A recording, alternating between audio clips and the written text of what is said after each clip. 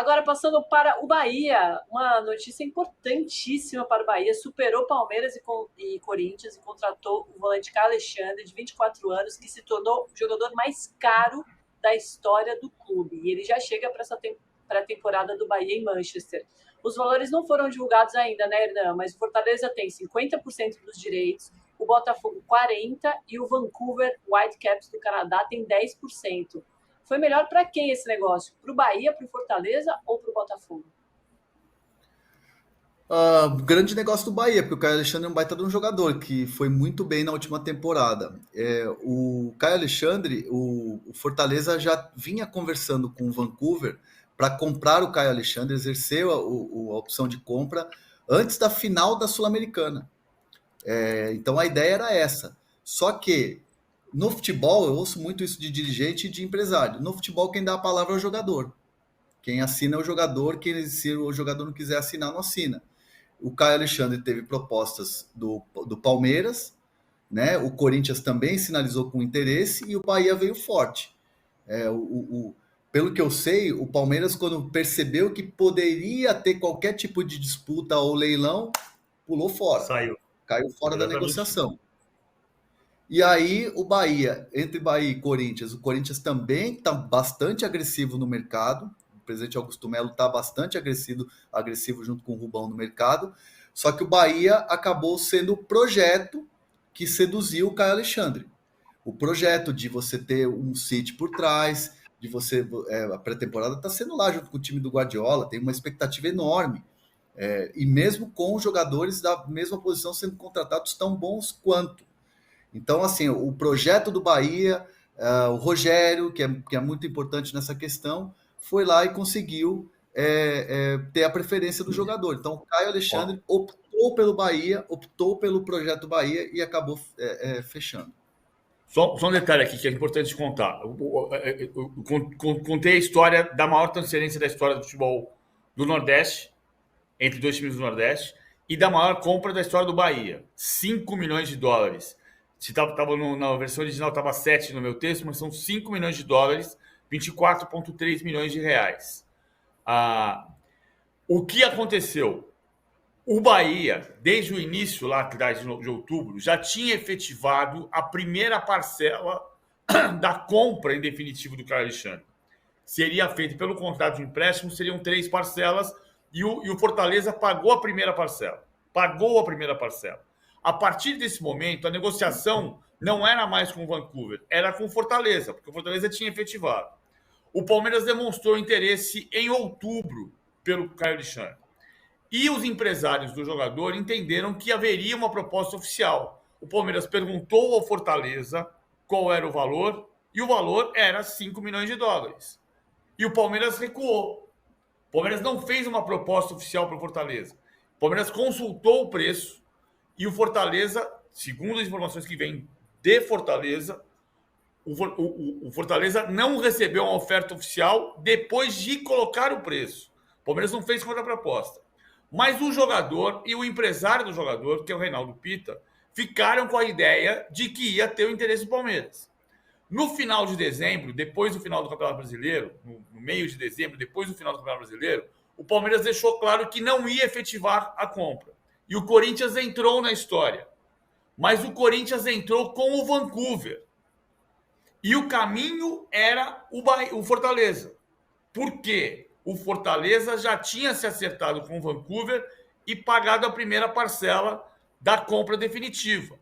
Então, o Bahia, percebendo a brecha do negócio, foi no Fortaleza e fez a proposta para o Fortaleza. Com o Palmeiras recuando o flap e o Corinthians entrando no lugar errado, a oferta do Bahia foi composta porque o Caio Alexandre, incomodado por julgar que o Fortaleza tinha dificultado a transferência para o Palmeiras, e não foi isso que aconteceu, foi o Palmeiras que não efetivou a proposta. O Fortaleza disse, não tem mais clima para o Caio ficar aqui, vou negociar com o Bahia. E assim se fez a maior transferência da história do futebol entre dois times do Nordeste e a maior compra da história do Bahia, 24,3 milhões de reais, 5 milhões de dólares. Esse é o valor. Neste final de semana, aconteceram as duas maiores transferências da história entre dois clubes nordestinos. No sábado, o Fortaleza vendeu o Gustavo Coutinho para o Sport por 7 milhões de reais, por 70% do contrato. E no domingo, o Fortaleza anunciou a venda do Caio Alexandre para o Bahia por 5 milhões de dólares, 24,3 milhões de reais, pela cotação de hoje de manhã. São números impressionantes e muito legal, né? Tudo isso está acontecendo com o Bahia e com Fortaleza. Eu acho que a gente pode falar, né, PVC, que é um novo capítulo da história do futebol do Nordeste sendo escrito aqui, nos nossos olhos. Eu acho que é um pouco dessa história dos clubes médios. Assim, as duas grandes notícias arredondando as transferências do verão, né? Vai continuar havendo transferências até março, quando termina o verão, mas os campeonatos estaduais começam na quarta-feira. Começa o Carioca na quarta-feira, começa o Mineiro na quarta-feira, começa o Paulista no sábado, começa o Paraense no sábado. Então, até este momento, o que aconteceu? Algumas das maiores transferências de clubes. Aníbal Moreno, segundo mais caro jogador da história do Palmeiras. Ferreirinha, quarto jogador mais caro da história do São Paulo. De La Cruz, quarto jogador mais caro da história do Flamengo e quarto mais caro da história do Brasil. Tem mais. Jean Lucas e Caio Alexandre, os dois mais caros da história do Bahia. Alário, o terceiro mais caro da história do Internacional. Esse é um ponto. E o outro ponto foi o fortalecimento dos clubes médios, que recusaram ofertas importantes. O Caio Alexandre não foi vendido nem para o Palmeiras nem para o Corinthians e foi para o Bahia. O Léo Ortiz, até este momento, não foi negociado pelo Bragantino com o Flamengo, que demonstrou interesse. O Cauli, o Bahia não vendeu para o Palmeiras. Então, tem a revolta dos médios. Os médios estão dizendo, eu vim aqui para competir com os grandes. Esse é o cenário arredondando até esse momento a janela de transferências do verão. Perfeito. Nossa, agora que eu vi o horário, eu fico aqui no bate-papo e esqueço o número de likes, comentários, me empolgo. Então, eu vou correr, mas temos dois assuntos ainda importantes para a gente tratar aqui antes de encerrar. A Leila Pereira pode anunciar o maior patrocínio da história do futebol feminino no Brasil, André Hernan. Deixa eu só arredondar essa história, Domi. Só arredondar essa história. Não tenho uma certeza absoluta de que isso vai acontecer amanhã, tá? A entrevista coletiva de amanhã vai ter pauta livre. É uma entrevista feminina, uma entrevista coletiva apenas para mulheres e a pauta é livre. Quem estiver na entrevista coletiva pode perguntar sobre o que quiser. O Palmeiras vai fazer no segundo semestre um bid, aliás, 2 bids, para definir os patrocinadores para janeiro do ano que vem no masculino. Se a Crefisa fica ou se a Crefisa sai e o que vai acontecer com a Puma. Acontece que a camisa do feminino está livre. Então, uma possibilidade é ela anunciar a Crefisa de volta à camisa do feminino. Isso pode representar um valor expressivo. Vamos entender na entrevista coletiva que terá pauta livre, se é isso que ela vai falar ou se ela vai anunciar alguma outra novidade. Mas que vai anunciar alguma novidade, eu acho que vai, né? Porque alguma novidade vai. Além, claro, dessa tá entrevista misterinho. O Palmeiras está muito misterinho, muito misterinho. Vídeo Bruno Rodrigues, né? Ninguém esperava. E tem mais uma notícia pra gente... Desculpa, PVC. Não. O Paulista, Bruno Rodrigues, eram jogadores que ninguém esperava. A gente esperava o Aníbal Moreno. Mas, e o Palmeiras continua tentando contratar um meia, que até agora não foi contratado, mas precisa de um jogador para reserva do Rafael Veiga, até porque o Rafael Veiga provavelmente vai para a Copa América. Boa. Hernan, o Coutinho vem para o Palmeiras? Pergunta Thiago Yasser. O Felipe Coutinho é um jogador que já teve assim, o Felipe Coutinho, quando fala-se em voltar ao futebol brasileiro, sempre está na pauta dos grandes clubes, né? No Palmeiras não é a primeira vez que se fala de Felipe Coutinho. A questão toda é, o Abel Ferreira é favorável a um tipo de contratação. O Felipe Coutinho é um jogador que tem um perfil que não me parece que se encaixa muito com o perfil do Abel Ferreira, até o perfil de contratações que ele gosta. E o Felipe Coutinho também tem uma certa resistência em voltar ao Brasil. É a primeira vez que se fala o nome dele aqui no Brasil e eu sempre ouço. Coutinho tem mercado na Europa, quer permanecer na Europa. Então, assim, eu não vejo como uma negociação possível. Boa. E a PVC, para a gente encerrar, o Dorival está conversando com o Rodrigo Caetano por cargo de coordenador da seleção. Será que teremos agora um coordenador? Teremos um coordenador. E a hipótese, né, o Hernan sabe disso, de ter um ex-jogador também. Cotou-se o nome do Mauro Silva. Na Federação Paulista se dá como certo que o Mauro Silva não vai para a CBF. Vamos ver o que vai acontecer. O Dorival conversou muito com o Rui Costa na saída do São Paulo. O Rui Costa é diretor. E o Dorival tem uma relação com o Rodrigo Caetano histórica. O Dorival foi técnico e o Rodrigo Caetano, diretor executivo, no Vasco de 2009, campeão da Série B. O Rodrigo Caetano foi diretor executivo e contratou o Dorival Júnior no Fluminense em 2013 e depois no Flamengo também em 2017. 2018. Depois do São Paulo. Depois do São Paulo, né? Quando passou, ele teve aquela passagem do São Paulo. Em 2018 foi o último técnico contratado pela gestão Eduardo Bandeira de Mello, que tinha ainda o Rodrigo Caetano como diretor executivo. Então existe uma afinidade muito grande entre o Rodrigo Caetano e Dorival Júnior.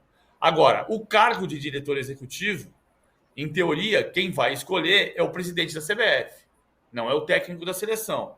Lógico que os dois podem conversar a esse respeito, pode aparecer um terceiro nome, pode haver uma combinação de diretor executivo com um ex-jogador na comissão técnica, mas são os nomes mais cotados até agora, né, Hernan?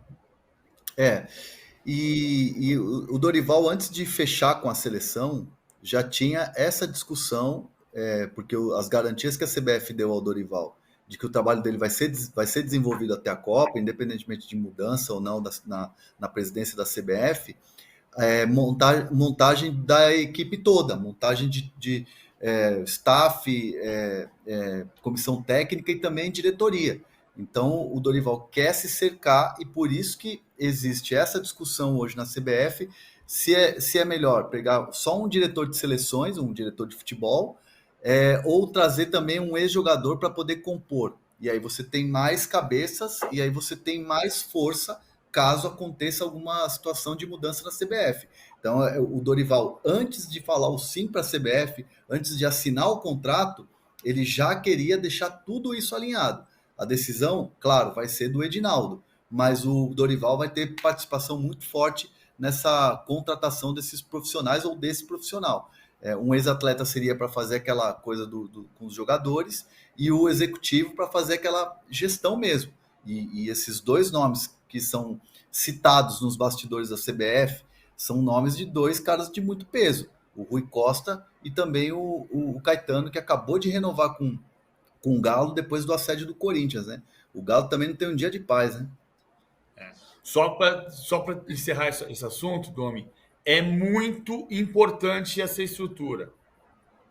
O primeiro ano do Edinaldo, da seleção brasileira pós-Tite, foi trágico na não manutenção do legado maior do Tite, que foi o quartel-general montado no primeiro andar do prédio da Barra da Tijuca. O quartel-general mesmo, toda a comissão técnica trabalhava naquele primeiro andar, com auxiliares assistindo jogos e decupando jogos do mundo inteiro, assistindo e descobrindo jogadores como o Rafinha, no Leeds United, que foi trazido por observação dentro da CBF, e essa estrutura foi desmantelada nesse momento. Precisa refazer a mesma estrutura, com um diretor que dê respaldo.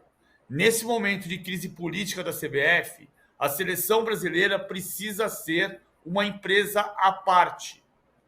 Precisa ter o seu diretor, o seu treinador, a sua comissão técnica trabalhando livre da política. É. E outro detalhe é que, assim, se o Rodrigo Caetano receber o convite, ele deve aceitar. Dificilmente vai ter uma recusa. E o fato da CBF tá a bagunça que tá, né? Até o Muricy disse ontem que o Ancelotti não aguentaria 5 minutos disso aqui. Não dá pra gente ficar assim, né? Sem a seleção brasileira. Sabe o que ele diria? É isso. O Ancelotti? Ancelotti, Ele diria Madai. em outras, Madai. em outras palavras, sabe o que o Muricy disse? Ancelotti, cumpra seu contrato, a seleção já tem um treinador. É exatamente, né? Você tinha toda a razão desde o princípio. Muito obrigada, gente. Obrigada a você que acompanhou a gente até esse finalzinho. Estouramos um pouquinho, mas é isso, são muitos assuntos. Obrigada demais pelo like, ajuda muito o nosso programa. Amanhã estamos de volta, 11 horas da manhã. Lembrando que às 6 da tarde tem um fim de papo com o Renato Murcio Prado e... Nossa, me deu branco. Marília Ruiz. Marília Ruiz. Marília Ruiz, obrigada. É coisa de Imagina. gravidez, sabia? Ficar com memória ruim, então vocês me perdoam. Total, né? Total. Valeu, gente. Obrigadão. Até amanhã, 11 da manhã, hein? Até amanhã. Valeu.